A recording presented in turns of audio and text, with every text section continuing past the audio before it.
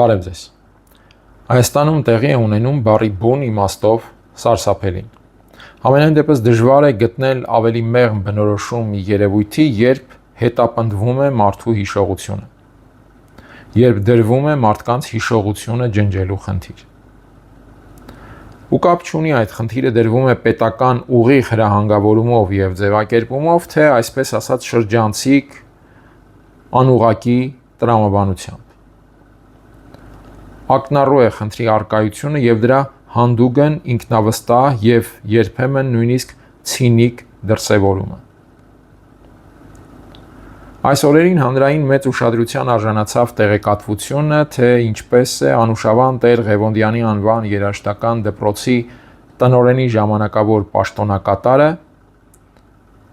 աշակերտական ցուցահանդեսի պատից հեռացրել արցախցի 10-ամյա երեխայի նկարչական աշխատանքը, դա բնորոշելով հակապետական քայլ։ Այս պատմության մանրամասները արդեն լայնորեն հայտնի են և ես չեմ ուզում դրանք վերաշարադրել, ովքեր հետաքրքրված են, կարող են շատ արագ գտնել համացանցում,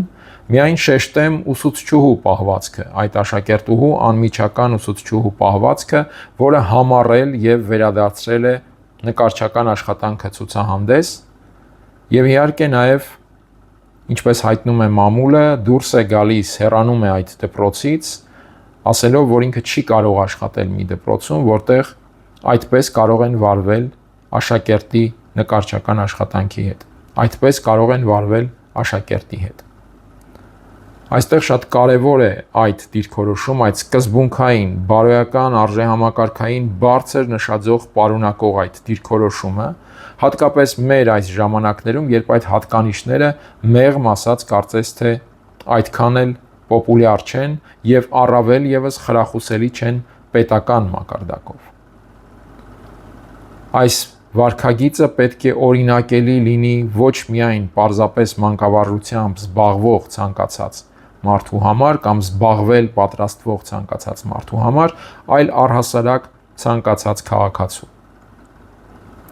Վերադառնալով բուն պատմության այդ դրվագին, ինչու է հեռացվել աշխատանքը հակապետական քայլ որակվելով։ Առհասարակ ինքնին այն, որ 10-ամյա աղջկա աշխատանքը, նկարչական աշխատանքը կարող է հեռացվել որակվելով հակապետական քայլ, արդեն զավեշտի և անեթեթության խառնուրդ է։ Բուն իմաստով աշխատանքը հեռացվել է, որովհետև աշակերտուհին պատկերել է իր մանկությունը, աշակերտուհին պատկերել է իր կարոտը։ Արցախի մայրաքաղաք Ստեփանակերտում գտնվող հանրահայտ հուշարձանը «Մենք ենք, մեր սարերը», որն ավելի հայտնի է Տատիկ-պապիկ անվանումով։ Եվ ահա Հայաստանի Հանրապետության մայրաքաղաքում գտնվող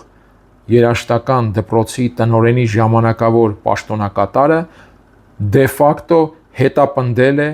10-ամյա արցախցի աշակերտուհու կարոտը, հետապնդել է 10-ամյա աշակերտուհու հիշողությունը, որը պատկերել է Արցախի մայրաքաղաքում գտնվող հուշարձանը, հետապնդել է և բնորոշել է այդ ամենը հակապետական քայլ։ Սա թվում է պարզապես այսպես կոչված նախաձեռնողականություն է պետական քաղաքականության տրենդը բավարարելու, պետական քաղաքականություն իրականացնողներին գոհացնելու, նրանց դուր գալու համար։ Եթե մի պահ թողնենք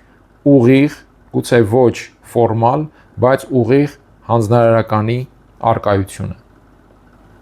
Բայց եթե փորձ են անում այս տրամաբանությամբ դուր գալ վերևներին, սա նշանակում է, որ վերևները ձևավորել են այդ հստակ պահանջարկը։ Եվ մենք սա իհարկե տեսնում ենք նաև հենց բարձրաստիճան պաշտոնյաների վարքագծով, որոնք, ինչպես արդեն հայտնի է, ահաբեկվում են, երբ հանկարծ իրենց շուրթերից մեխանիկորեն դուրս է գալիս Արցախ բառը, որոնք համառորեն և հետևողականորեն պնդում են ամեն պատեհ և անպատեհ առիթով, թե Արցախը Ադրբեջան է և եղել է այդպիսին միշտ, նույնիսկ այն ժամանակ, երբ իրենք բոցաշունչ ելույթներով Արցախը հռչակել են Հայաստան և վերջ, երբ իրենք լայն ժպիտներով լուսանկարվել են Աղդամի նռան հետ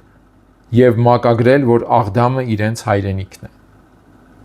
Հիմա այդ մարդիկ ահաբեկվում են Արցախ բառը մեխանիկորեն արտասանելիս եւ դրանից հետո հետեւողականորեն մի քանի անգամ շեշտում են Ղարաբաղ, որպիսի չմնա ոչ մի կասկած։ Եվ եթե ներքևներում փորձում են հենց այդ տրամաբանությամբ դուր գալ վերևներին, եթե չկա անգամ ուղիղ հանձնարարություն, որ այդ հիշողությունը, որ այդ կարոտը պետք է հետապնդվի հակապետական քայլ բնորոշմամբ, ապա միևնույն է ինքնին այդ միջավայրն արդեն դա պետական քաղաքականություն է։ Եվ այս տեսանկյունից իրավիճակը շատ ավելի խորքային է, քան կարող է թվալ առաջին հայացքից։ Սա պարզապես վարքագիծ չէ, սա պարզապես բարոյական եւ արժեքային նշաձողերի անկում չէ։ Սա քաղաքականություն է եւ ոչ միայն ներքին քաղաքականություն, այլ նաեւ արտաքին, որը ունի իր իրավական ձևակերպումը, օրինակ Հայաստանի եւ Ադրբեջանի միջև խաղաղության պայմանագիր ասվածի տեքստում։ Օրինակ այդ պայմանագրի տեքստի 8-րդ հոդվածը խոսում է հետեւյալի մասին։ Ես կարդում եմ. Կողմերը դատապարտում են եւ կպայքարեն անհանդուրժողականության, ռասայական ատելության եւ խտրականության, անջատողականության, բռնի ծայրահեղականության եւ ահաբեկչության դեմ, դրանց բոլոր դրսևորումներով, յուրաքանչյուրն իր իրավազորության շրջանակներում եւ կապահովեն իրենց նկատմամբ կիրառելի միջազգային պարտավորությունների կատարումը։ Ինքնին հարց է առաջանում, թե երկու երկրների միջև խաղաղության պայմանագրում ինչ իմաստ կա արձանագրել մի բան ընդհանուր երևութական դրսևորումներով եւ ձևակերպումներով, որի վերաբերյալ թե Հայաստանը, թե Ադրբեջանը ամենատարբեր միջազգային պայմանագրերի եւ կոնվենցիաների անդամ են։ Եթե այս դրույթը չկա Հայաստանի եւ որևէ այլ երկրի միջև հարաբերությունների, այսպես ասած, պայմանագրում, եթե այդպիսի պայմանագրեր կան, ապա ինչ կարիք կա այն ներառել Ադրբեջանի հետ պայմանագրերում, եթե կրկնեմ այս ամենի դեմ պետությունները ցանկացած պետություն պարտավոր է պայքարել միջազգային ընտանիքի անդամ լինելով։ Իսկ եթե չի պայքարելու, ապա այստեղ հասկանալի է, որ ոչ մի պայմանագրում արձանագրվածն էլ չի կարող խոչընդոտել այդ չպայքարելուն։ Եվ հետեւաբար դարձյալ հարց է առաջանում, թե ինչ կարիք կար, որպեսզի այս դրույթը ամրագրվեր Հայաստանի եւ Ադրբեջանի միջև այսպես կոչված խաղաղության պայմանագրում։ Եվ սա բերում է այն եզրահանգման, որ ամրագրված է հենց Արցախի վերաբերյալ հիշատակումները այս կատեգորիաների ներքո տեղավորելու եւ դրանով իսկ դատապարտելու, հետապնդելու համար։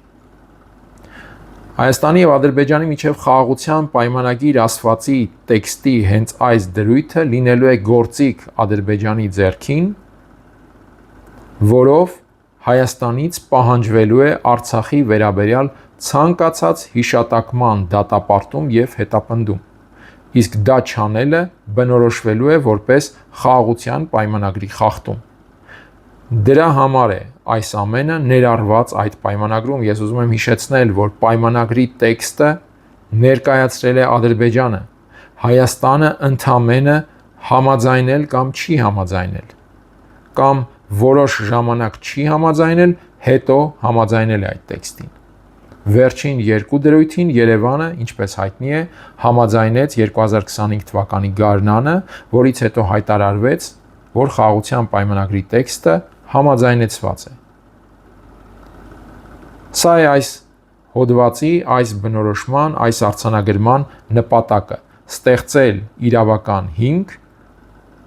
որով Հայաստանից պահանջվելու է հետապնդել Արցախի վերաբերյալ ցանկացած հիշատակում։ Եվ սա նշանակում է, բնականաբար, որ հետապնդվելու է հիշողությունն ու կարոտը, որ կարող են արտահայտել օրինակ նաև արցախցի երեխաները։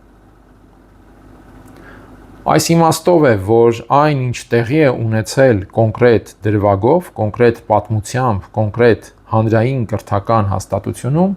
իրականում սարսափելի երևույթ է, որովհետև ունի ահա այս իրավապայմանագրային սպասարկման մեխանիզմը, որն իհարկե դեռևս չունի իրավական ուժ, որը դեռ պետք է ստորագրվի այդպիսին լինելու համար կամ հետո վավերացվի, բայց որը ձևավորված է նախնական իմաստով եւ նախաստորագրված է Հայաստանի եւ Ադրբեջանի միջև։ Եվ ուզում եմ նաև այս առնչությամբ հիշեցնել, թե այդ նախաստորագրումից կարճ ժամանակ անց իր հանրային ուղերձում ինչ էր ասում Նիկոլ Փաշինյանը այս համատեքստում մեկ այլ բաղադրիչի մասին։ Նիկոլ Փաշինյանը օգոստոսի 18-ի 2025 թվականի օգոստոսի 18-ի ուղերձում նշում էր, որ մենք պետք է վերանայենք նաև հայրենիքի համար ընկած զոհերի հիշատակի խնկարկման ձևը եւ բովանդակությունը։ Եվ մենք տեսնում ենք, որ նաև այդ առնչությամբ տեղի է ունենում վերանայում քայլ առ քայլ։ Ահա սա է պատճառը, որ խնդրին պետք է վերաբերել ամենայն պատասխանատվությամբ եւ ոչ թե որպես դրվագ, որը ինչ որ մեկի կամայականության կամ, այսպես ասենք, վերևներին դուր գալու առավել փութաջանության հետևանք է։ Այս դրվագը վերևներից ձևավորված միջավայրի եւ վերևներից ձևավորված նարատիվների հետևանք է։ Եվ սրա համար է, որ պետք է արժանանա լուրջ հանրային վերաբերմունքի, լուրջ հանրային գնահատականի, որովհետև եթե Հայաստանի Հանրապետության քաղաքացիների համար ստեղծվում է հիշողության, կարոտի, հետապնդման նախադեպ,